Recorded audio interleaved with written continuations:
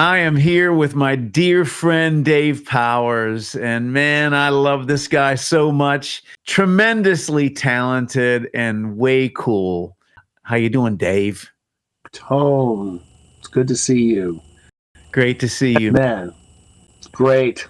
Oh, I wanted to tell the listeners that I may refer to you as Pow Man. And I may refer to you as Tone Man, just because. You may. Most of our messages back and forth have Pow Man and Tone Man. Okay, let's get to the first question, Dave. Yes. Was there a moment early in your life or career when you realized that music was truly what you were meant to do? Wow. Well, I don't know about being a musician at the start. My first love was playing records. And I've always had that as a desire to play records, and I've had the same goal since I was 3. So nothing's changed. And now, I'll be 62. Nothing's changed. I'm just grayer and older and move a little slower, but I still play records. So that's about it. So music, I gravitated toward it, but I was really drawn, ever since I heard my first note, that it was something that had to do with music because that's all I really was interested in. So being a musician later, and the kind of musician that I have been, is really a little bit different from the way I am when I'm not playing. I'm a very introverted person, and sometimes I like my quiet, believe it or not, or I'm just, more introverted, and after you turn off the people switch. But there's a part of me that loves to connect with people and loves to play for people, and just, I can see how powerful that is, but also how much of a blessing it is to me to bless others, and that's why I do what I do. And I will say this, you do it wonderfully well. I've played many shows with you, and I will say this to the folks that listen to this show. Dave is one of the most naturally gifted musicians I've ever met. Takes one to know one, man. Oh, thank you. You're kind, man. But you are, man. You're just a natural. And not everybody can entertain people, and you can entertain the heck out of people. So you're accomplishing your mission. You're blessing people every day. It's what I was called to do. Humbly, humility, something that has to do with that word. Yeah, I just feel that that's what I was called to do, and it's comes naturally, and I just love it. Just actually, and when people see that, the connection that you make with people, and they see how real you can be, and when you can relate to people in our business, I think it's probably a couple more questions down the line that you're going to ask me, but I want to quickly just say that entertaining is fun and fooling around and having a good time, and people want that in their life because they're consumed with whatever they're doing in their life. But that's one way of kind of just relating to people, and it's not musicians you're relating to people that you entertain. So they could be multi-billionaires or normal people that live kind of a normal life, but you see past what they are to see who they are, and it's a lot of beauty in it. I agree. I feel like you and myself, when I was out playing live shows, we are an escape for many people from everyday life through tough times. I know I'd be at shows, and I had one guy, and I won't use the expletive, but he said, "Man, I came in here feeling like crap on my shoe, and then I heard you play, and I feel so much better." So those kind of things, right? That's it's so important. And I do believe that what you have is a true gift from God. Would you say that? I am blessed and thankful. Yes. And also, too, just the way that God has worked in my life. Yeah, I'm absolutely blessed. And by the way, listeners, if you look in the background there, you can see rows of vinyl albums, and that is only a small portion of what Dave Powers has, because I have been to his house many times, and he's like the Smithsonian. He is. It's amazing the collection he has. So when he says he likes to spin records and still does, that is the truth. And if you go to his YouTube channel, not only can you see him playing, but he has all these great old rare records that he plays and makes videos of. And I find myself so entertained just going there and listening to the stuff he posts. I love it. Yeah, what you don't see behind me is you see I got a bunch of bins for some of the 78, so I've taken them out of file boxes and put them in bins. The bins are good because you can stack at least 2 of them. Can't stack 3 of them, they're too heavy. But yeah, behind this keyboard, there's I think 6 bins down there. And there's others. So I'm doing a major reshuffle. And sometime soon, I am going to start purging the collection. The older that I get, going through things. I digitize a lot of stuff so I can listen to them. Basically, so I can listen to them in the car. Yeah. That's it. So that's records. Well, it's a great collection. It's a great collection. Dave. Yes. No, go ahead. I didn't mean to scare you. I scared myself. I hear you. Okay. After more than 45 years in music, what do you think has helped you stay active, relevant, and inspired for so long? I've always been fascinated with pop culture. I think you should always be kind of on top of that to see what's going on. And that could be not that I'm totally locked into the media all the time, and I'm certainly not locked into social media all the time. There's good and bad about all of that stuff.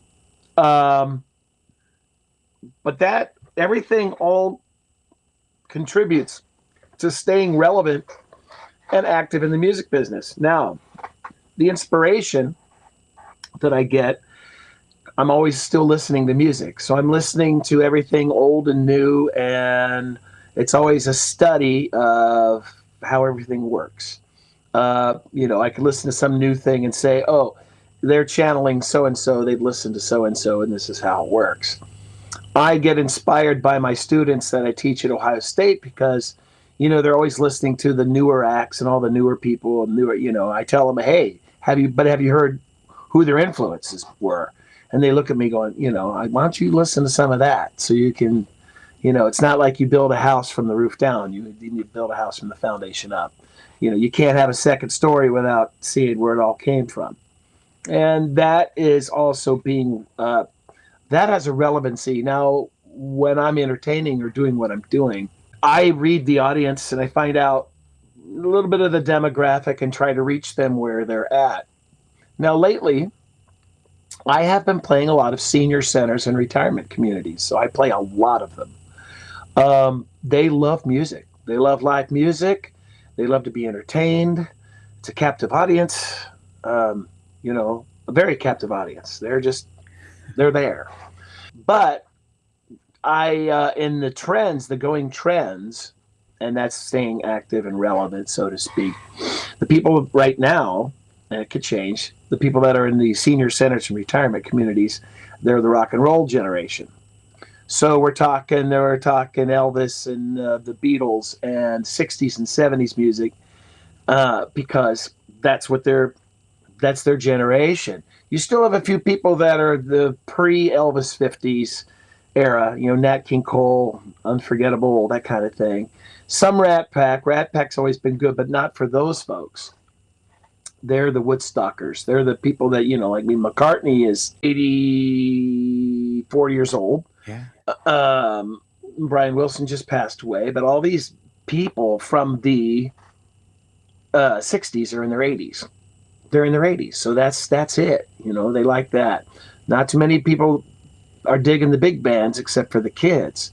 Now the relevancy is too staying on top of the pop culture thing. I realize that, and the music that I have always really liked too is music from the 1920s and 1930s, being a 78 RPM record collector and listening to that. So the people that are into 1920s and 1930s music now are people in their 20s and 30s.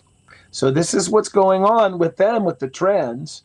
And I don't know what it's called. It's either a video game, a series, TV series, or something. I believe it's called Fallout. I've never seen it because I don't watch a lot of TV. I have seen it. Okay, good. I'm going to name 2 songs that they play in there. One is, I believe it's recorded in 1939 by the Ink Spots, called I Don't Want to Set the World on Fire.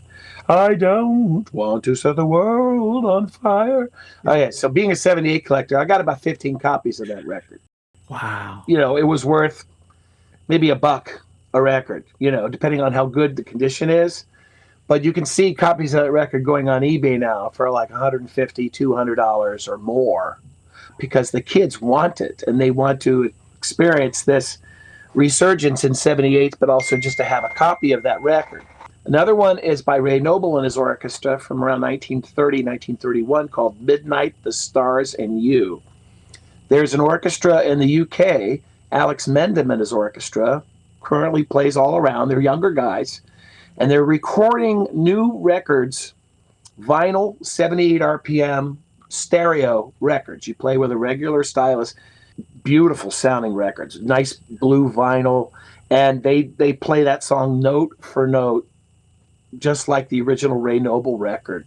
Wow. But anyway, that original Ray Noble record is hard to find now, because that'll probably get about $1,500 at the most for its value, all because of Fallout. Yeah. So what is old is new again, and on something that's sort of related, not related, but one of my people that I've always admired was Herb Alpert. Yes. And Herb Alpert was big in the 60s with his easy listening, and he had ways of marketing some of his music, you know, the dating game and the T-Berry gum commercial. But I went to see him in concert last year in Cincinnati and had front row seats just by a fluke. I'm like, this is amazing. And there's a song that he does on his Whipped Cream album. I think it's called Lady Fingers. And the kids are into it. So he said, and Herb just celebrated his 91st birthday on March 31st. He's 91.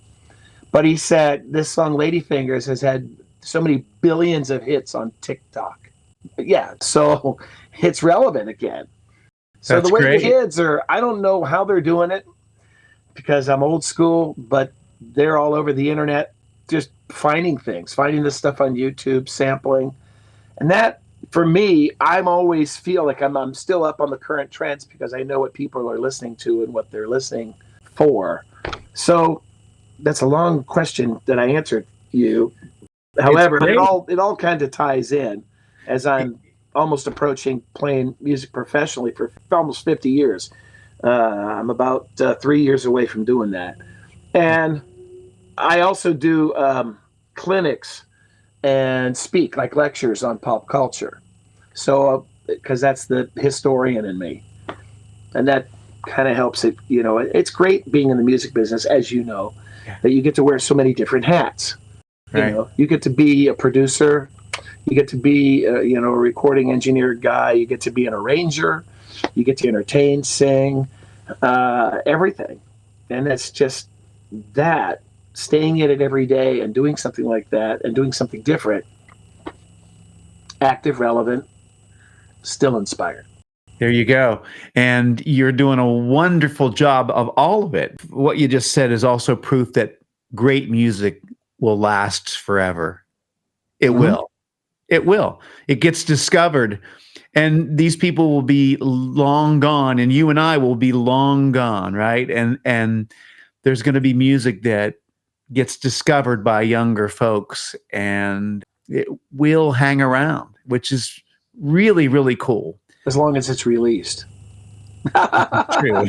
This is true. There's a lot of music gathering dust that nobody's ever heard, even brand new songs. I was looking at some video and somebody was talking about that, gathering digital dust, as they say. Then again, there's always people that are out there scouring for music that's so rare and have been unreleased that will resurface and become popular. And it can happen to anyone.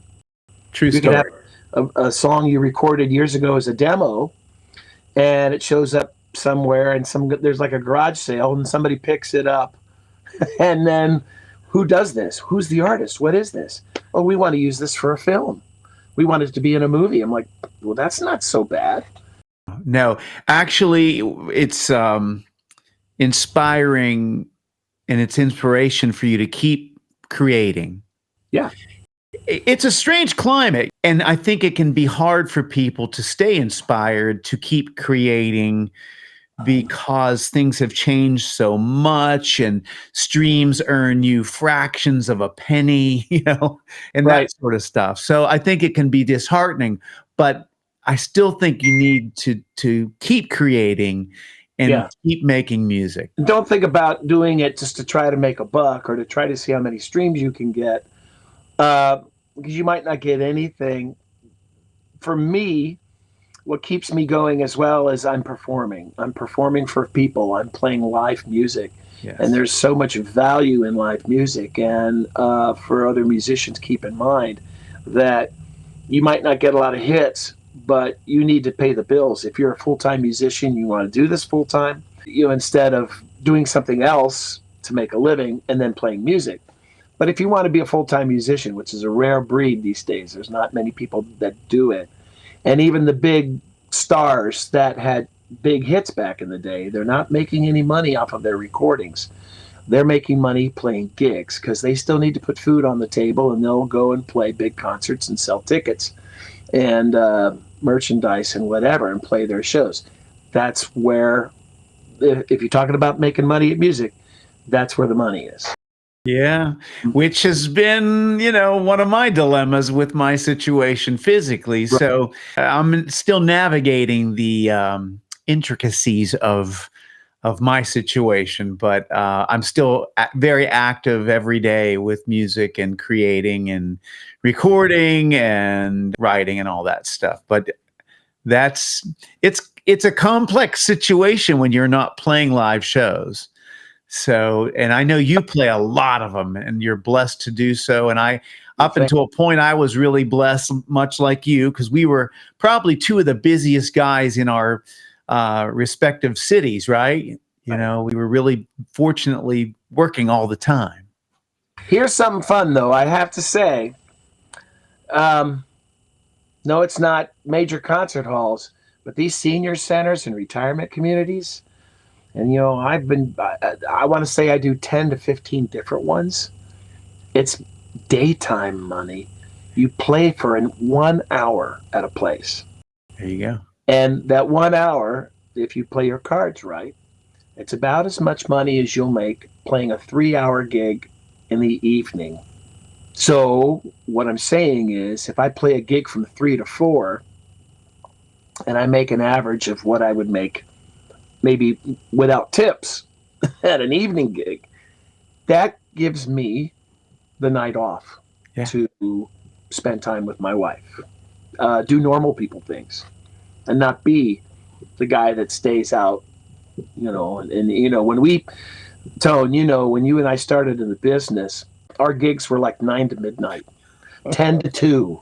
10 to 2, yeah. They were terrible. They were late gigs. They were really late, and in the last not 30 years, but the last 25 years, most of the gigs are 6 to 9, maybe 7 to 10, but 6 to 9. And that's something that's because everybody, they usually roll up the carpets at 9 o'clock and you're home, and then you're home at least by 10 if you're lucky. And then, you're sleeping before the news starts. So Dave, how many nights did we play gigs and end up at like Eaton Park, and we're eating bad food at 4 a.m? Good gracious. Only when I'm in Pittsburgh. Yeah. We can do that in I Columbus. remember the one we had the best time. We went to breakfast with Gene Ludwig and Jeannie. Mike Maracino. And Mike Maracino and Jeannie were there. was telling all those jokes. They had a little tape recorder. So they had a little tape recorder at their table, and they were recording jokes to send the cassette to their trombone player buddy who was in Vegas, working in Vegas. So here's people like, recently someone said, hey, you ever heard of Gene Ludwig? Do you remember Gene Ludwig? Whatever. I said, do I remember Gene Ludwig? Yeah, we hung out. Yeah. Not only did I hear him play, but we hung out. We So did. want to really know someone, you want to hang out at an eating park with them. We did. We did. Why do they call it park and eat, Tone? I don't ever. I've never figured that out because park. you don't eat and then park your car. It just isn't the way it happens. That name has baffled me for my entire life. I know. We sat at that table, and you and I were looking at each other going, I mean, the jokes that they were telling, and these people were old enough to be our parents. But see, musicians, you hang around with some musicians, and I'm guilty of the same thing. I do like to tell a lot of jokes. I've heard a lot of jokes. Yeah. I've heard them from musicians. Yep. So I've heard them on recordings. You just happen to be somewhere, and you just rattle off a few. But you got to watch out who your audience is too. So this is true. I'm not going to tell that to. Well, I'm surely not going to tell that joke to so and so. But they told the joke so fast there was no time for laughter. Hey, 82. Oh, 124. Oh my God. They did, but I remember specifically that Jeannie's jokes were the most foul. I would say so. Yeah, She was a character. She was really a character. Great. She was great. What great times. But yeah, we don't stay out late like that anymore. Can't do it. Well, if you're in Pittsburgh back in the day too, and I always liked that about Pittsburgh, you could do a 5 to 8 gig, then a 9 to 1 gig, and then you could play a 2 to 5 gig after hours. So they had after hours places. Yep. And our buddy Spider there's 2 places I played, after hours places. I'm thinking, this is insane. One was it was around East Ohio Street. There was a James Street Tavern. And what area of town is that, Tone? The north side. North side. Yeah, not quite the north side, but the near north side. Yes. Yeah. Stediford's, the record store. See, I remember all these record stores. Yeah. But there was an upstairs club, and I don't remember what it was called, but it was owned by a cop. So it was owned by a cop, but the people that went inside were people, in the restaurant business. They were, you had restaurant people, you had hookers, you had nightlife people, and they all hung out there because, and then, Spider would say, hey, everybody's got to get off work somewhere, and that was what you had. Did you play at the one in the Strip District owned by Johnny Adams? I want to say yes. Probably, because I played there with Spider and Gene. And after hours. That was it was 2 to 5. Yeah, 2 to 5. I remember tearing down my gear, and it was about 6 a.m. and I'm coming out, and I played a triple header that day. Yeah. And I came out and I was so exhausted, and all these people were setting up their carts and booths, in the Strip District, and I'm like a zombie walking out of the club, and these people were just spry as could be, But that was a lot of fun, man. And that's one of the things now that I don't think the younger musicians get to experience. Well, you and I are from another time, too, where we both had, and we still have a strong work ethic. Nothing against the younger cats out there. But when I'm trying to teach them, I'm a jazz piano professor at The Ohio State University. I've been there for almost 25 years. But they don't understand what it's like. First of all, they need to go hear live music. They don't go out and hear live music. They don't support anybody. Well, what are they going to do? How are they going to support themselves and market themselves and do whatever? So they don't have the work ethic that we had. So maybe, and I'm sorry to rag on you millennials and you younger people, but it's we're less delicate. Yeah. We are less delicate. That's a possibility. But it's feast or famine, and it's a rush. It's just it's a rush. Yeah. I'll even juggle back-to-back nursing homes, because if I can do a 3 to 4 and then a 4:30 somewhere else, yeah, it's the hustle. It's the beauty of the hustle. You bet. You've always been that way as long as I've known you, and I was too until I had physical problems. But I used to do double headers.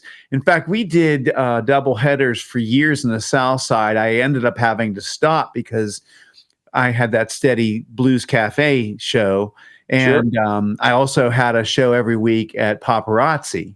And I was doing afternoons on Saturdays at the Blues Cafe, which was a hard gig because it was high energy and it was smoky and, you know, all that stuff. Long And then hours too. You had a big break in between, but that was long hours for you. It was, yeah. And then we would rush out of there and do a 10 to 2 somewhere. And we didn't have PA guys. We were doing our own PA. So we'd tear down. You did your own PA. Boy, you had the heaviest stuff in the world, man. We were playing bigger rooms too that needed decent PA. And of course, now things are a lot lighter, thankfully. But it was tough, but we did it, man. We did it for years. I don't think that some of the younger musicians will ever get to experience stuff like that. Not that all of it's great, but there is something to be said in having that experience in the trenches. And you learn things about yourself and about people and about music that you won't learn in a school or paying dues. Pay your dues. It is. So Pow Man, Tone Man, winning 2 EMMY Awards is an incredible accomplishment. What were those projects and what did those awards mean to you personally and professionally? Whoa. Thankful.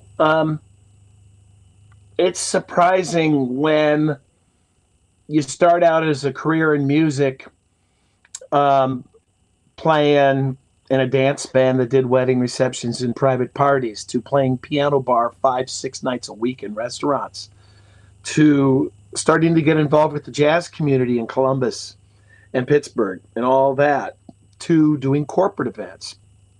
And then traveling the world doing that kind of thing. And then recording, and then being a consultant and a frequent guest on a show for public television called The Piano Guy. They did the pilot episode. The host, his name is Scott Houston. He's from Indianapolis. And he did videos in a studio in Columbus, a production studio, Mills James Productions. He did a pilot called Play Piano in a Flash. And so Scott, who's really a drummer, he plays piano somewhat, but his dad was in the music business and publishing and things like that, and did stuff that had his own publishing company called Studio PR. So in the 70s, they were doing charts for stage bands and dance bands. Warner Brothers owns that now, or Hal Leonard. Okay, I'm going on a big, huge little rabbit hole here.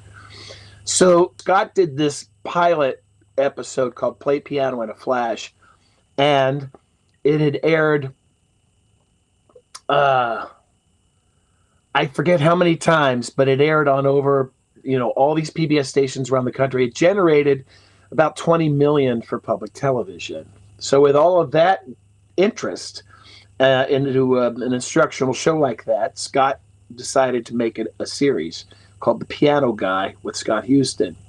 We shot 12 seasons. So I was a consultant and a frequent guest for the show. I'd help him round up some piano players from the area and things. Some national people were on there. David Benoit was one of them. And Andy Laverne, great guys, great musicians. And we had some people from the Midwest too that contributed, things like that. And there's still a few videos that I did with Scott you can find on YouTube. So Scott was the entrepreneur with all of that. I did a video that I did this song called Powerhouse. It's written by Raymond Scott, and it was in all the Warner Brothers cartoons. You'd hear it, bum, bum, bum, da, da, da, da, Bugs Bunny. So I did this video, Trickery, where I did a duet with myself, and I played one part, and then with a green screen on video, I played the other part. So they had different camera angles and, with the video Trickery. But it was fun. It was a lot of fun. So I got my first Emmy from that. I think that was in 2010. And that was cool. That was very cool. I'm like, wow, here's an Emmy Award. So then I have some friends that I met when I was doing corporate events for direct sales, direct marketing companies in Cincinnati and Columbus and some other places. So I got to know these two other friends, Mark Magistrelli and David Ashbrook, and they're out of Cincinnati. So they were working on a documentary film about Midwest television pioneer Ruth Lyons. Ruth Lyons was sort of the Oprah Winfrey of her day. She was very powerful. She had a big, strong fan base, especially in Southern Ohio. However, the company she was with, the broadcasting company, was the Crosley Company. And Crosley, due to the advancement of the coaxial cable, they were able to have a television show simulcast in 4 major cities. So they had the market of Columbus, Cincinnati, Dayton, and Indianapolis. And they were part of the WLW thing, the company. There's WLW radio, which is still very powerful. So Ruth Lyons was on that show, and this was before the civil rights, just right by civil rights. There were some things, like there was a black entertainer on her show, Arthur Lee Simpkins, and he was kind of nervous, so she kind of comforted him. Hey, sing a song. So he started singing the song, and then the band picked it up. They had a live band on the show. She was up there dancing with him. So here's a white woman dancing with a black man in pre-civil rights, and you want to talk about the hate mail and the threats that she got. And she said, well, it doesn't matter the color of their skin. We're all the same, everything like that. And tomorrow, I'm going to have his wife on the show. And she says, I'll show you.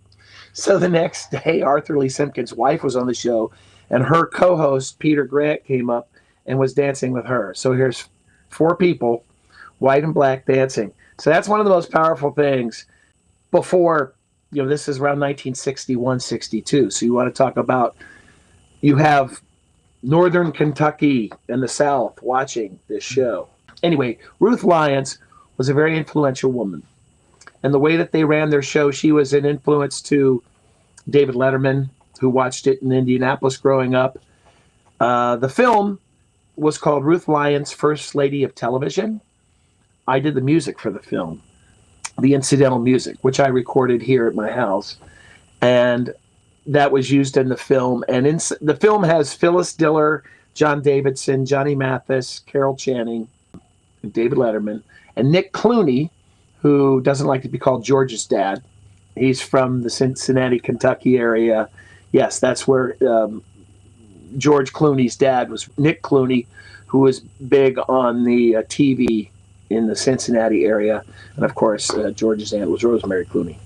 So this film was nominated for 7 Emmys, and we won 6 out of 7, which is a big accomplishment. In fact, Nick Clooney gave me my Emmy. Thank you, Nick Clooney, which was a big excitement thing for me. And I think it was in 2012. Yeah, so there's just who would have thunk? People say, "Oh, we got Grammys, Grammy." No, Emmys. Emmy is television. It's television, whatever. But it still is an accomplishment, and I am honored that that's happened in my life. And I don't go around saying, "Hey, I'm a 2-time Emmy Award winner," and how's it like? But it's fun. It's fun to put that on your resume and say, yes, that's it's a great opportunity. Heck yeah. And I'll say it for you. You're a 2-time Emmy Award-winning musician, man. That's a giant thing. It's giant. Thank you, sir. Thank you, sir. And well-deserved, I might add. Well, thank you. Actually, I will accept that with humility. Then I got to go mow the lawn. No. Garbage has to go out. There you go. Yeah, we'll assume our regular role. Yeah, I got to do the dishes. That's reality. That's reality. Yeah. I think I've got laundry out of the dryer. All right. Hey, Dave, you have been able to work with so many cool artists like George Benson, Arturo Sandoval, Grover Washington Jr., and Mark Farner. Are there any stories from these experiences that really stand out to you? I learned a lot about Latin music with Arturo, and I still talk about that to my students. When Latin music, everything has a part. So everything, you can't get into it too much because you have to play your part. So there's a song he had, it was like a cha-cha. And I wanted to there's a Latin piano style called Montuno. And it's like, dink it, dink, dink, dink, dink, dink, dink, dink, dink, dink, okay. And there's part that's sort of, like in this song, it's a cha-cha, and it should be ba ba da da da da da da da. So I did that forever, and I got bored and I wanted to get into it. And he'd go over to me and go da da da da da da.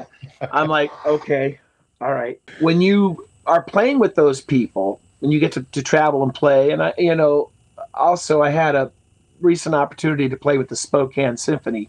And I was with Byron Stripling, who is now, I think he's the director of the Pittsburgh Pops and the Philly Pops, but he's also the artistic director of the Columbus Jazz Orchestra. So I was able to play this gig with him, and I wanted to do a good job. I'm a workaholic. I'm like, let me, and he wanted me to sing a song, which is awesome. Usually he has another piano player that does a lot of these gigs with him. But what you want to do when you play with all these people, obviously you want to do a good enough job so they'll hire you again because it's fun. So you don't want to act the fool and just be, you want to do your part. You want to be dependable. That's the business side of it. So anyway, the Arturo side, I learned a lot about Latin music, which was really fun and some challenging pieces. But when that was fun. Mark Farner, I got that gig. And it was my friend Carl, who played keyboards with him, couldn't make this one gig, and I said I'd be glad to do it. Usually Mark likes people to show up a day before, but I couldn't. I had a gig before, so I showed up that day, saw him right on the stage, and I said, hey, how's it going? I'm your keyboard player. It was so much fun, and Farner, being from Grand Funk Railroad, their big hit, We're an American Band, was written by their drummer, Don Brewer. So Mark doesn't sing that song. The keyboard player sings We're an American Band. No problem. Had a good time singing it. And here I am. It's Chattanooga, Tennessee. It's Riverbend Festival, 40,000 people. And it just so happens that somebody was there making a DVD, like an interview DVD of the show. Didn't know it. It was a fun gig.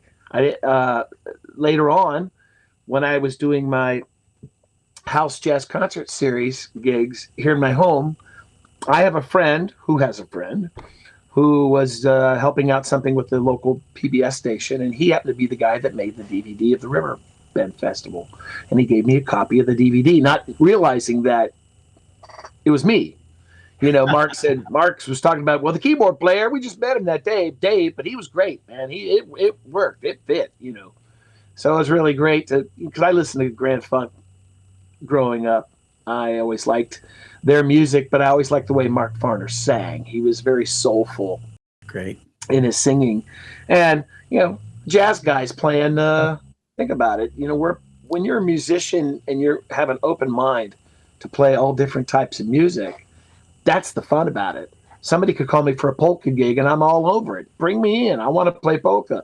Bring me in. I want to play, the rock stuff. But you have to know how this music goes. That's what makes you a musician. You know how it all works. You don't want to be some jazz dude playing We're an American Band and adding flat nines and sharp fives. It won't work.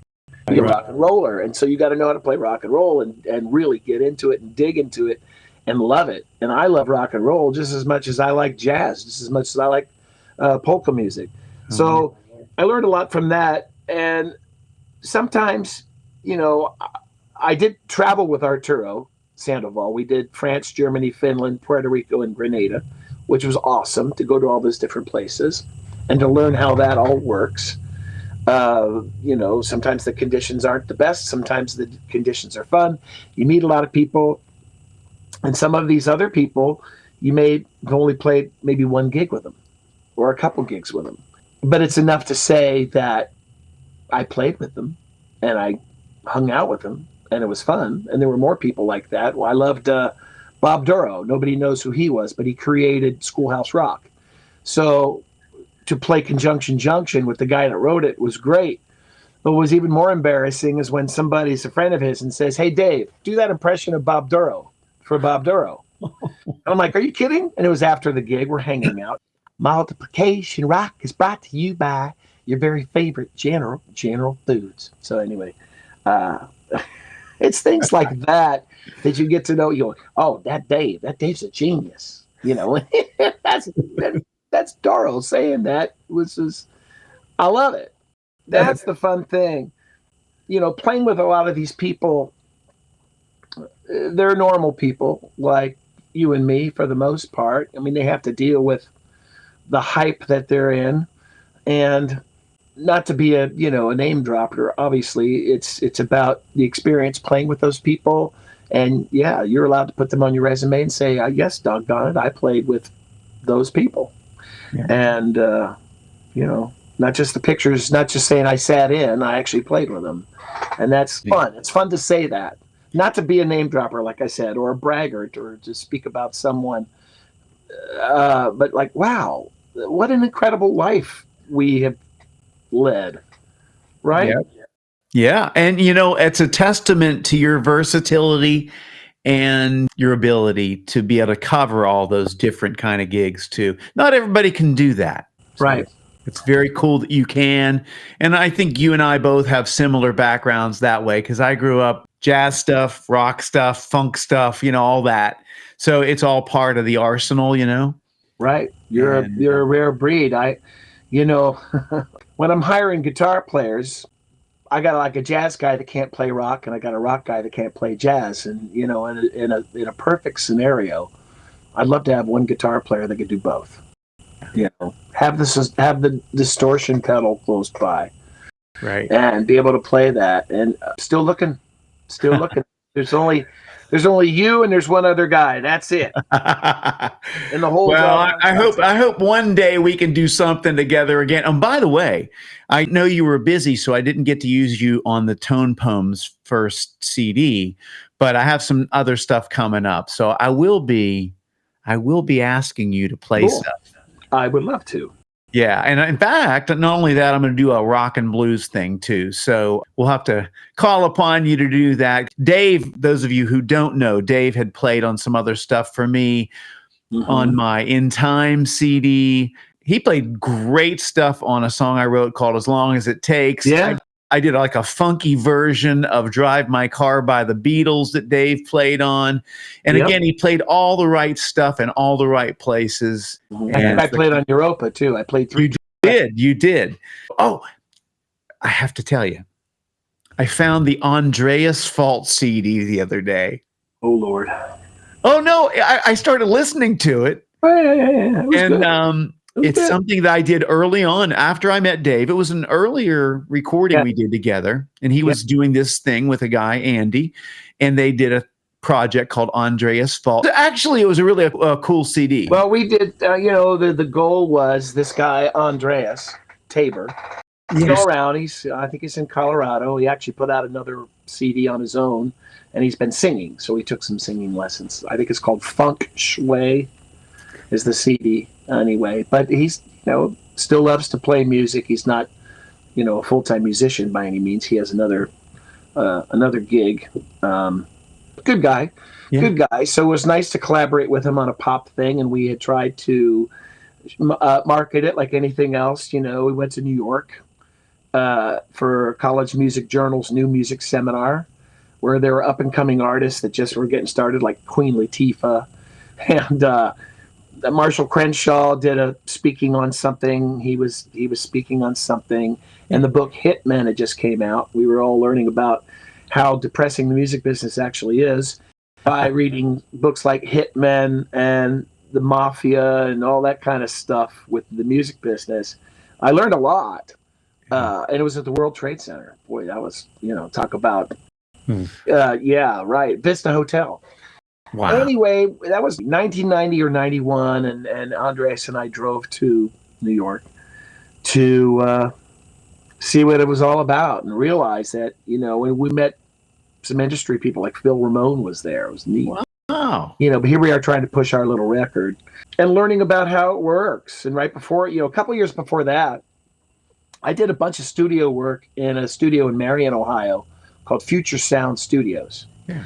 And another guy who did a lot of guitar stuff on that was a guy named Mark Townsend, who is a big Nashville guy.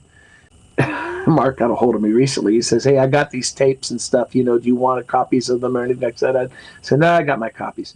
But I was working with a singer, and his name was Mark Wilson, and he, not really a musician, but a singer, and he wanted to, and he was trying to promote himself. So we recorded about 30 tunes. pop tunes, 30, 35 tunes. And this was in the late 80s. And he went to A&M Studios. Mark Wilson took these tapes to A&M Studios to get them mastered, and they were mastered by, I think it was Shelly Yakis, who worked for A&M. He was trying to promote them. Was the guy Jeremy Smith and Peter Wolf. So Jeremy Smith and Peter Wolf produced the Starship album in the mid-1980s. And that sounds like I'm name dropping these people, but this is some of the crazy things that I've done besides playing in restaurants and weddings and private parties.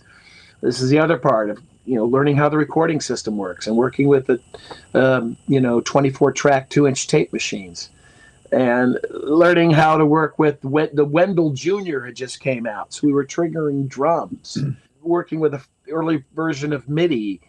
And even having like a Synthi track where you had this time code on the 2-track tape. So we did 30-something songs, and they all went nowhere. And they just kept saying, just give us more songs, give us more songs, write more songs, write more songs, write more songs, give us more songs. How many songs do we have to do? Some of the songs are all right. Some of the songs aren't really that great, and one song came out. It was like 1987. I forget what the song, something like Pain of Desire or something, I think it was called. But it was marketed by something that about the same time the song Black Velvet came out by Alana Miles, which sounded suspiciously partially like our song that we created. Could it be a coincidence? Maybe. You never know. But it had that same beat. It had a similar thing to it, even though I think our song was still a little bit weaker. But that's how things go. Yeah, life goes. Anyway, in the studio, you and I both learned how, when we did Andreas Fault at the recording workshop, which is a great outlet for people to learn how to record, what microphones to use, how to produce, how to master. I learned a lot out there. And when Rob were flying background vocals in, they didn't use Pro Tools back then. They didn't have cut and paste, copy and paste, where you could just copy and paste back vocals. He flew it in from a 1/4-inch tape machine when he wanted those background vocals in. So he'd have it cued, da, da, da, da, da, da, and then whoa, and it came in from another tape machine to record onto the 2-inch tape. That Great was stuff. I know. I mean, wow. I actually did some similar things like that earlier on, but I used my sampler. So I had a sampling keyboard where I would actually put background vocals, record them, put them on the sampler, and then fly them in that way, with MIDI. So I would fly in because I had a Kurzweil 250 in the 80s. Yeah, right. I remember that heavy beast of a keyboard. It's still in the basement. Wow. Yeah, it still works. But you can't give those things away now. We were actually in the Smithsonian. I was doing something. We were representing the Jazz Arts Group or something like that. I was with a drummer, Bob Breithaupt, and I think Byron Stripling. We were with Bob and Byron because I remember I did the CJO Christmas thing. That's it. That's right. You played with them. Yeah. We went to Washington, D.C., and Bob had a friend that worked at the Smithsonian. I think he was from Columbus. So he took us to some secret rooms that when they weren't displaying something, it was like a graveyard of whatever. So up high, there was Gene Krupa's drum set. They opened up a drawer, and there was Herbie Hancock's Kurzweil 250. Oh, wow. But it's just like, it's a museum piece. Nothing you can do about it. Who knows if it works or not? Yeah. That's how cool that is. That's cool stuff. So, Dave, one of the coolest days in my life was the day I got to meet you. And I had heard about you for years from our mutual friend, Spider Rondinelli. And I know there was a sax player that I also got to work with. He was from Columbus. His name was Gene Walker. And these guys hooked us up, right? That's right. Gene would go over to Pittsburgh. He says, I got this guy in Pittsburgh. He's just like you, man. He's just like you. And then Spider, I got to know Spider through Gene. And Gene was driving, or he'd have somebody drive him to Pittsburgh. Either I would drive Gene or he would somehow make it over there and start playing. And that's how I got to know all you guys in Pittsburgh through Gene. Gene and Spider were great. Yeah, they were fun. Funny people, but fun. Anyway, so we did a gig in Youngstown, you and me. It was a school gig that Gene had. And so Gene's the one that really hooked us up. And I'm very thankful that he did. So that was a big day in my life as well, meeting you that day. And we went and talked for 3 hours at a Denny's. Just like, and then it was like, holy cats. Yeah. I said, yeah, we're going to be friends for life, man.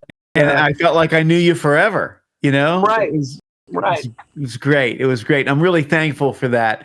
And I have to say that Spider was so important to a lot of the Pittsburgh musicians. He booked so much work for musicians. He was quite an organized guy when it came to that. Like, he knew how to get gigs, did he not?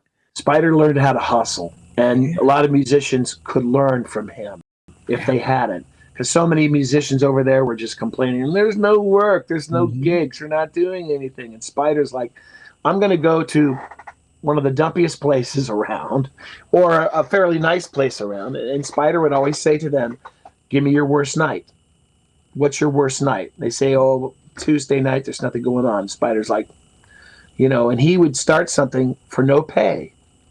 As it started out, he didn't want any money. But when he got going, he got paid. And then he created a scene where everyone would go and see Spider and sit in. It'd be like a jam session, or he had a special guest. And for Spider, he just wanted to entertain and have fun and play for people. And he could find these gigs out of nowhere. Yeah. And I swear to God, they were out of nowhere. I mean, before, a lot of places in Pittsburgh didn't even have street signs. And I'm driving around with my knees in that town, looking at a Rand McNally map while I'm driving. I'm going, well, I know it's supposed to be up there somewhere in Homestead or something. Oh, yeah. Well, you go up the top of the hill. No name of the street. Just go to the top of the hill. And then it's over there on the right. And I think it was called Gary's Place or something like that. Yeah. Whatever. It's amazing how we got around without cell phones and GPS or any of that stuff. We made it to shows without any of that stuff. And I learned never to ask directions in Pittsburgh. So the Rand McNally map I have still is all torn up and dog-eared, but here's some history on that map while I'm driving around. It's great. Yeah. I remember Spider was giving directions to somebody, and he would go,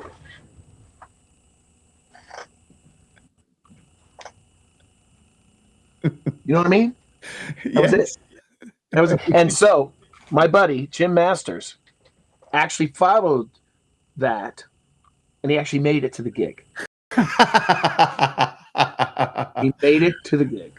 That's so great. That's so great. Yeah. I think about Spider, and I just think of all the Spider-isms, the Ho Babes and Who Parked the Car and Clareton, We Bad, We Bad. Is that the earth I see? There's fungus among us. Spinning. Yeah. Okay, so here's a couple Spider stories. Spider lived in Clareton, PA. He lived right down the street from his mom and dad. Just right down the street. He got this place for a song where they used to run moonshine out of the place. He had a big garage, 6 cars you could park in the garage, and he and Georgina lived upstairs, his wife. Sweetheart. She's still around. We're still good friends. Yeah. So Spider had a crutch collection in the garage. You look in the top, crutches all around. Says, Spider, what's with all these crutches? And Spider says, hey, man, everybody's got to collect something. He did. I have seen the collection.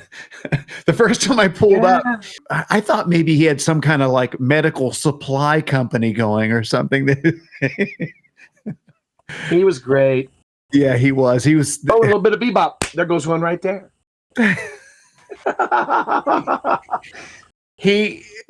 I don't think there's ever been a character like Spider ever. And you know what, too? Like musicians that were named musicians that would come to town, he knew a lot of guys. They would look Spider up. Well, I think that shortly before my time there, but you probably might have been around and checked it all out. But that thing he did in the 70s with Eric Kloss? Yes. Funny Days.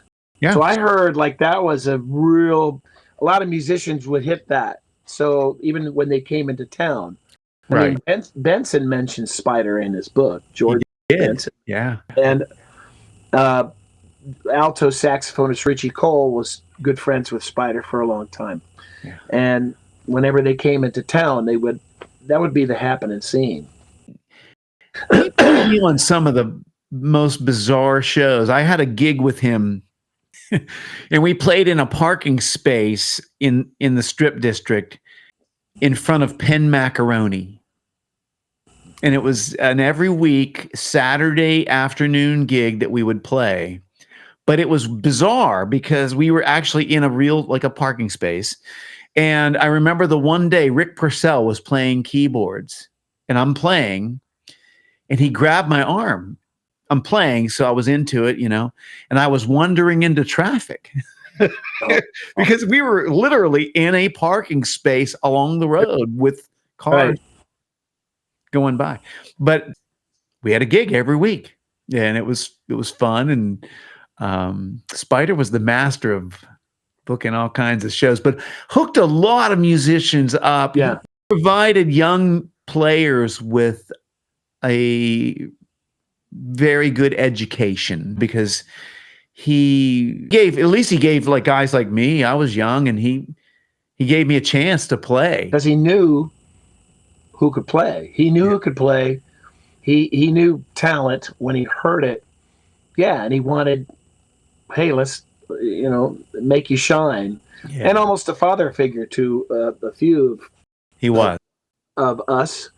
But people in Pittsburgh too, and he, and if something was wrong, if he did something wrong, he wouldn't really say something. He'd just go, man. He'd just go, oh, man. He wouldn't really say something. So, Dave, teaching is also an important part of your career, and you teach at Ohio State, and you have master classes. What do you enjoy most about teaching younger musicians?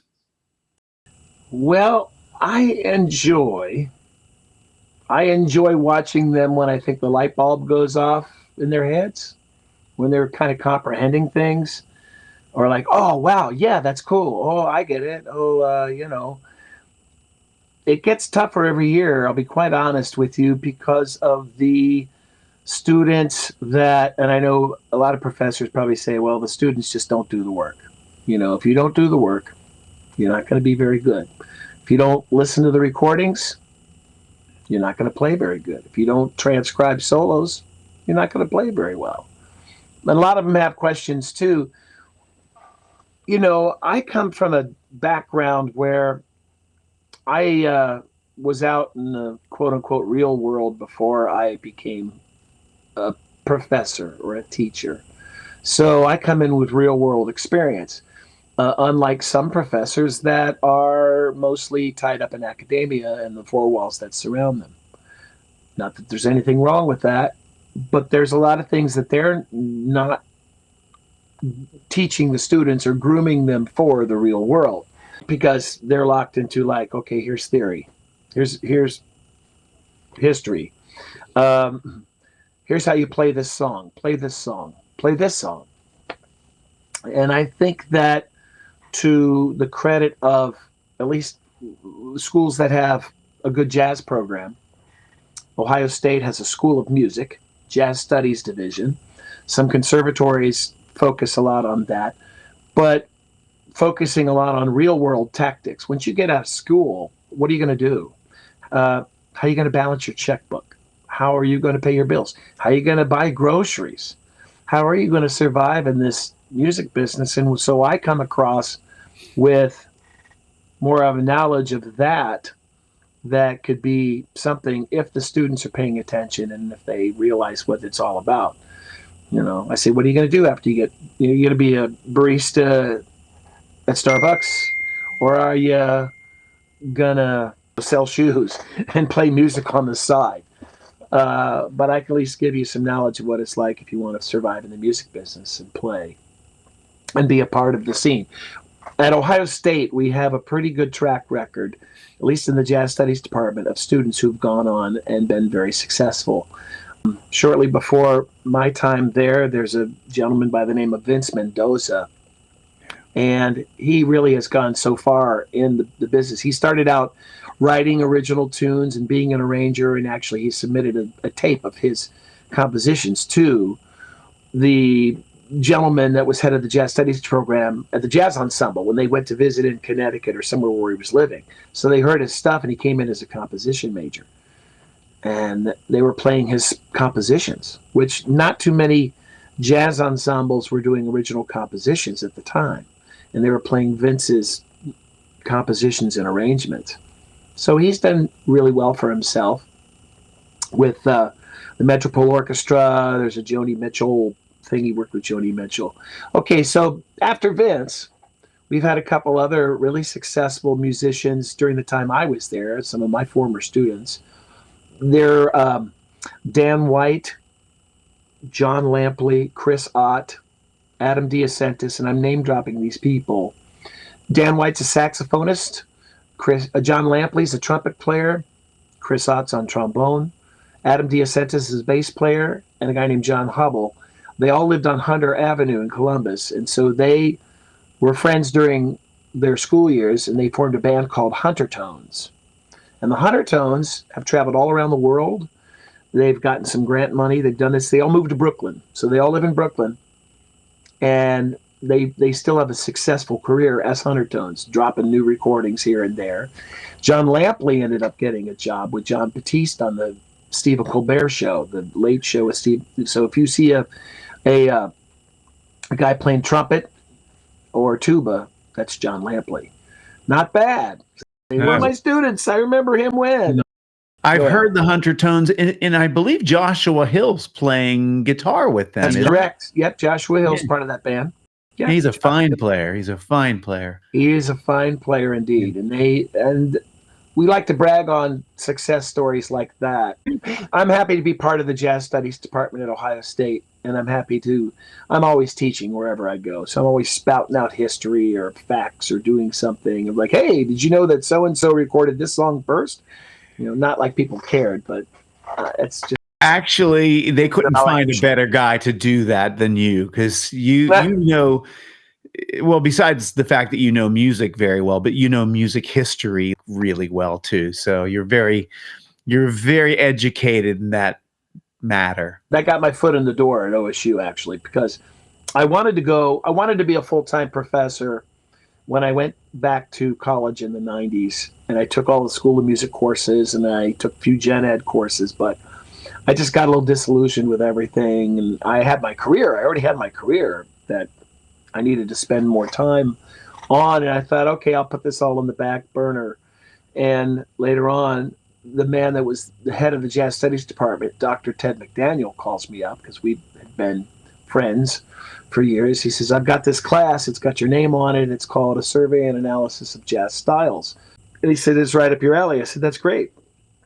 So it was a jazz history class, and I loved it. It got my foot in the door at the university.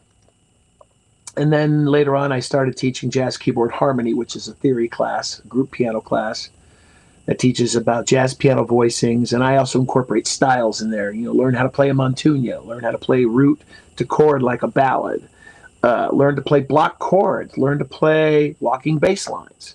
So I have worksheets that I put together that demonstrate all these things. And I like doing that. And then I started taking applied jazz piano students. And so that keeps me busy, but I'm not there every day. I'm more or less a lecturer, they say, or adjunct faculty or part-time. But it's enough. It's very busy, because along with my other schedule, which is very busy. Oh, yeah. I think I can handle this, and it works out well. So I've been in colleges. I've been teaching in universities for over 25 years. That's great, as you should be. And I think it's a good balance between your live performances and the instruction. Yeah, there you go. Mm-hmm. The older you get, you have more wisdom, I guess, whatever wisdom it is. So Dave, you used to do these house concerts, which were very cool. The House Jazz Concert Series, and you made 4 CDs out of these performances. Tell me about those. So the House Jazz Concert Series was born out of an idea that my wife Annette and I came up with. She very much supported it, but it was where I didn't have to be the entertainer, so to speak, or to play what people wanted to hear. This was where I could fully express myself and play the music that I love to play. But generating enough interest, whether it paid a lot or it didn't pay a whole lot, you're doing it because of your love for the art. So sometimes it's not such a bad thing to create your own gig, to create a scene, to create something that, well, like we talked earlier about Spider Rondinelli, creating these gigs out of nowhere, going to a place and saying, give us your worst night, we'll make something happen. And that was him, being a hustler and making something resourceful, but also, too, he did the music he loved to play. There's something to be said for that, too. And there's a few other places in town, like in Columbus, you can go to play at Dick's Den, where you play your own stuff. You don't really have to play for an audience. You do what you love to do. This is where you get to express yourself and do your art. So in a nutshell, that was the House Jazz Concert Series. And a lot of other people have started up things like house concerts. So we always would have a special guest. People would come. We'd have snacks, bring your own beverage, and enjoy some good music. The fruits of our labor produced 4 CDs worth of material. I have a lot more material that I've saved, but we just kind of got some of the best and put it out there for everyone to enjoy, for everyone to hear. We did the House Jazz Series for 10 years. So the first 3, 4, maybe 4 or 5 years. The first 4 or 5 years was in this house, my house, and we had 60 to 80 people, which was amazing. And they would sit everywhere. I'd have folding chairs in the main room where I have 2 pianos, and we put drums in there and everything. Some people call it jazz church, because we would have chairs on each side, an aisle and an aisleway, or they could sit in another room and listen to it, or I had it piped in the back deck. People could be outside listening to the music because they're listening to a mix. And so I had a friend of mine who was in my office here recording. I had everything all mic'd up and ready to go. Then I could take that to a studio, or I could mix it down here myself and put out the CDs. It was really great. It was a lot of fun. It was work. It was a lot of work, I have to say. It's not, it wasn't all fun and games. You have to deal with people. You have to deal with maybe money. If sometimes you don't know how much you're going to make. Don't know. You have to think about the expense. But after having over 100 people here at the house, insane. Yeah. We moved it down the street. I live in an area in Columbus called Clintonville. It's in the near north side, just north of the OSU campus. And the Clintonville Women's Club is where we moved it to. Made it easier for us that we didn't have to do any cleaning up, maintenance that way. We just rented the hall. People came in. We charged, cash at the door or a check, whatever. They had food, and we got to just play music. So we had a lot of special guests. We brought Spider in one time. We had Gene Walker on one of them. We had Bobby Floyd and I. Bobby Floyd's a great keyboard player, musician, good friend, plays B3 organ, piano, super talented. So Bobby Floyd and I did a CD together. That's volume 3. That's just exclusively that. We had on volume 4, we had Pittsburgh guitarist Ken Karsh, wonderful guitar player, and then Michael Cox, who's a tenor sax player from Columbus. So that's just a time capsule of great music and That's fun. awesome. That's awesome. I've heard the music and it's wonderful. And I've been to your home and walked that area. It's a great area. It's pretty cool that you were able to do a ton of those shows at your house. It was fun. Yeah. A lot of fun. Just being resourceful. So Dave, what's the recording you've done that you're the most proud of? I say the Christmas one is one of the, I'm very proud of Christmas collection. And it features a wonderful, talented musician and dear friend named Tony Janflone Jr., who plays on This Christmas, Merry Christmas Baby, which features Tony, and Silver. Oh, that's you. I'm talking about you. Yeah, that's right. And Silver Bells. So I just really loved your contribution to that Christmas CD. I'm very proud of that project. And I'm also proud of the one called Listen to This, because I thought, well, it costs a lot of money to make these CDs or record an album. And if I didn't make any other recordings, if I just wanted something to kind of represent who I am, legacy, if I died, whatever, Listen to This would be a good example of the kind of music that I like to play, or the kind of music that I'm all about, just to share what I love. So those are good representations. I think if someone makes an album, and if they're not on a time constraint or on pressure from whoever, and they want to make something because they love it, and if they never make any other recording for the rest of their life, they have that. It's a testament to who they are. So the House Jazz Concert Series CDs are awesome. I love them. They're great. I like some of the other things that I've done. Tony and I have worked on another project it was called Shanghai Love Songs, but regrettably it can't be shared. But we both loved it.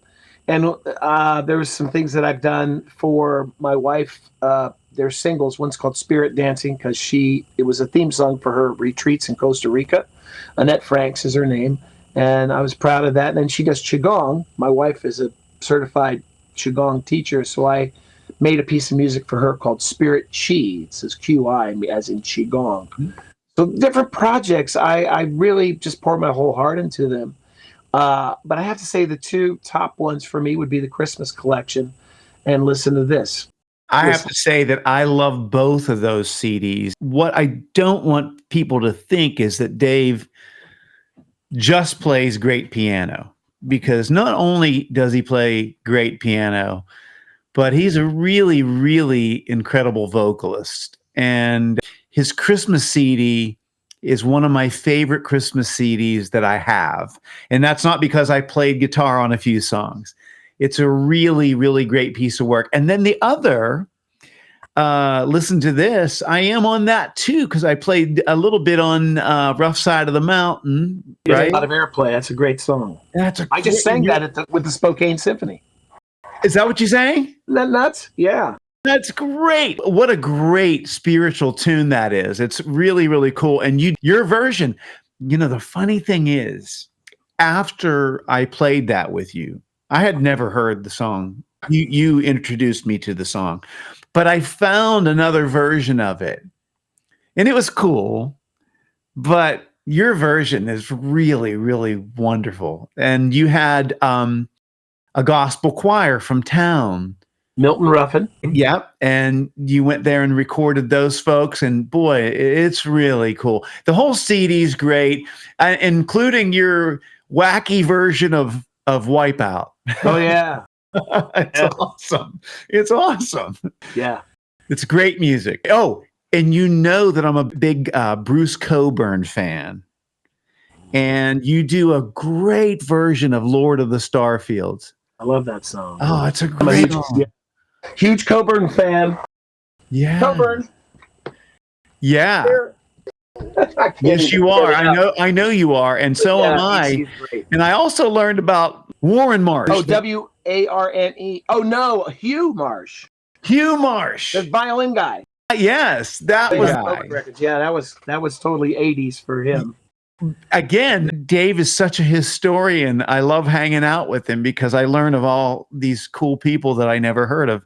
And anyway, check out his CDs, and I'll make sure you get links in the comments for his website and his music. You should be proud of both of those. Actually, all your stuff, but those two. You should be very proud of them. They're wonderful. Now, if you want Klaus Ogerman to blow your mind. Yeah. He did all those Antonio Carlos Jobim records. So the song that he's arranged over and over and over again, and he passed away a few years ago, the song Quiet Nights of Quiet Stars, Corcovado. So he does it on Antonio Carlos Jobim album. Beautiful. He does it like on another Antonio Carlos Jobim album. He's two different ones. He does it with Frank Sinatra. Another version. And there's like another version. And then his last version blows my mind. How do you outdo yourself? How do you reinvent yourself? He does it on Diana Krall's album, Quiet Nights. Oh, wow. And I just wish that I could hear, maybe with technology, I could just hear without the vocal. No offense to Diana Krall. Those of you that like her are really great. I won't, but the arrangement is so dark and deep that you're almost like crying from it, because it's just dark. It's kind of a sadness to it, but it's beautiful at the same time. That arrangement just blows my mind. And of course, and I'm listening to tons of recordings. You can tell what people use for their little trademark thing. Nelson Riddle's got da, da, da, da, da, and Gordon Jenkins has the race fifth. You hear him do Nat King Cole. And Ogerman has these large layers of words. Yeah. Yeah. Great stuff. Great stuff. So, Dave, you've been playing this piano a long, long time. Well, not this one, but many. Well, this one here I've had since 20. No, I'm just kidding. The piano. Piano somewhere you've been playing. That's it. Yes. A long time. Whether it's at a piano bar or your toy piano. I've seen your toy piano. You have it. He's getting his toy piano. Ladies and gentlemen. There it is. There it is. There it is.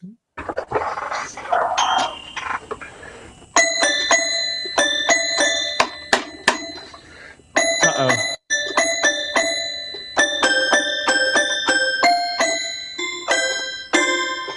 Awesome. Those of you that are taking notes, it's Quiet Nights of Quiet Stars. Doesn't really work too well on the old Jamar, but the Jamar, yes, we've come a long way. This Jamar and I. Mm-hmm.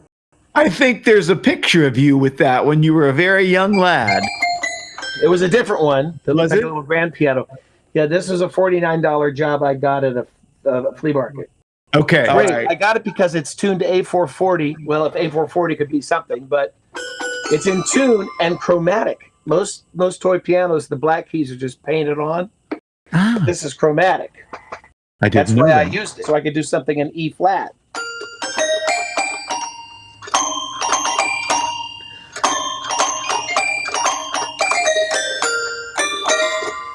Did you record that on your Christmas CD?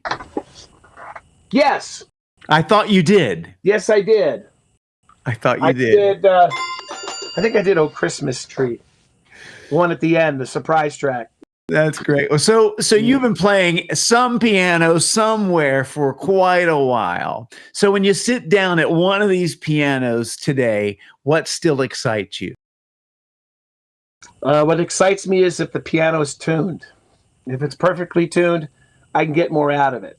It's easier to play. It feels easier to me to play because I can hear things better.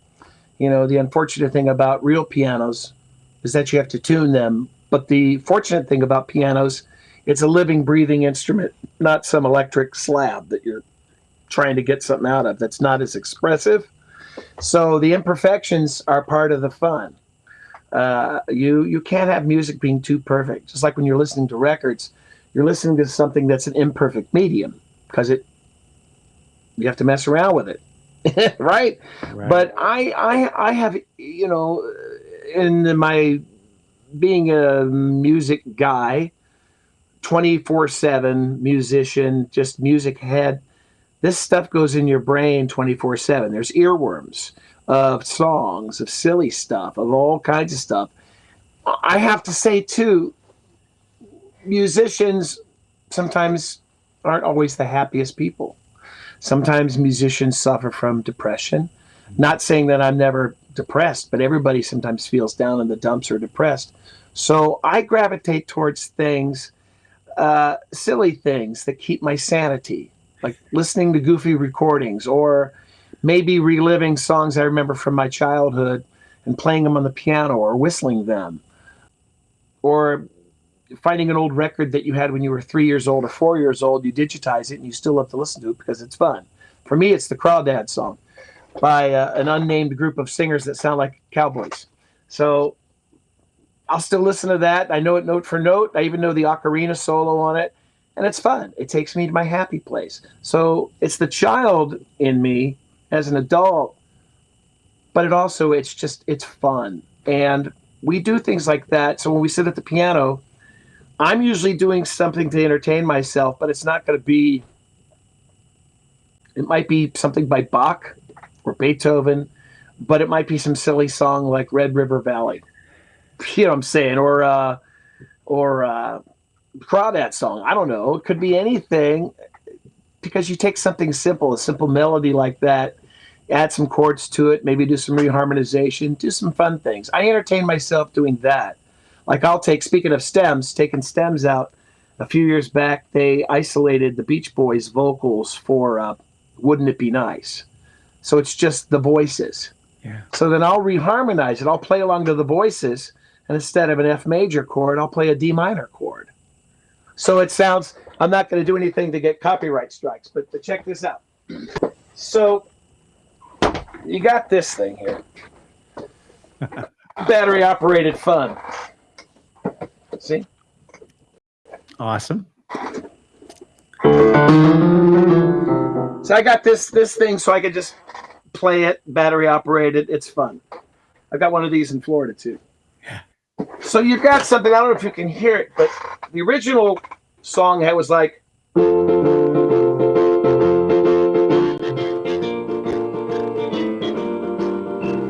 chord changes, no melody, no copyright. All right, here we go. There you go, YouTube. So instead of this, I might do something that sounds a little bit, maybe something like this.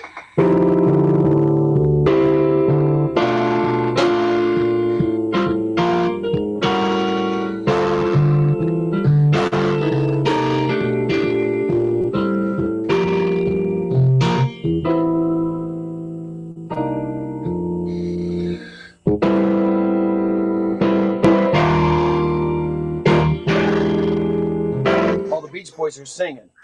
Yes. They're doing Wouldn't It Be Nice? That's great. Nice if it was in a minor key.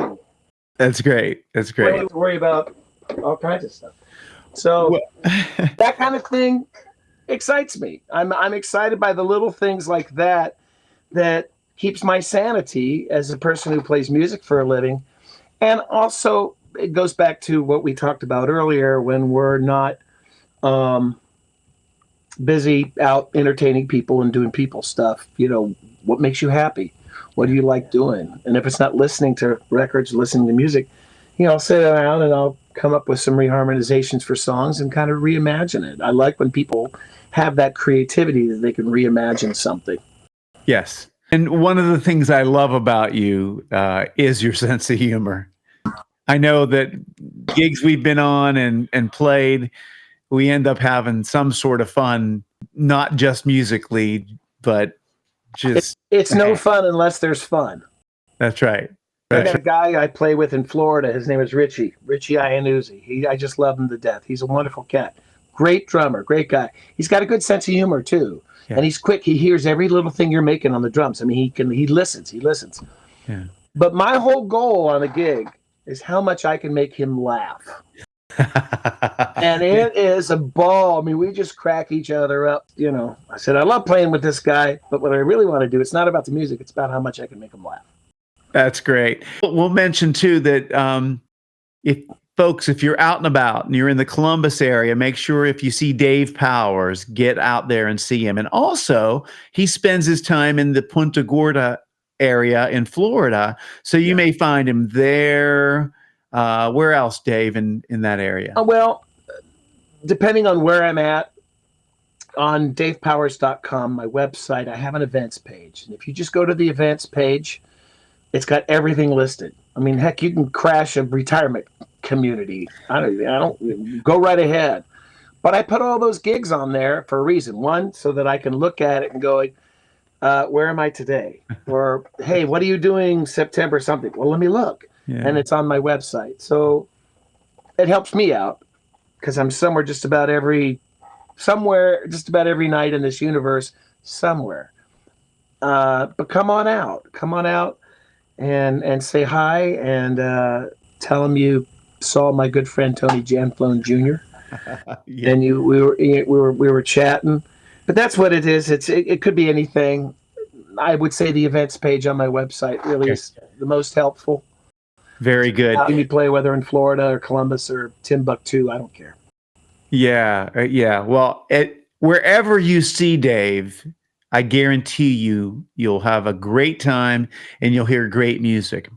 And what I want to say is thank you to Dave for spending time with me. Number one, I love this guy like a brother. He's one of those people in my life I'm just really grateful to know. And you could not go wrong going to hear Dave Powers. And I love you too, Tone Man. You're awesome. You're awesome. All right. You're awesome Thank you too. so much. And listen, love to Annette and you guys. We will see you soon. Thanks. God bless you. You My too, butter, buddy. my brother. My brother. My brother. Mm.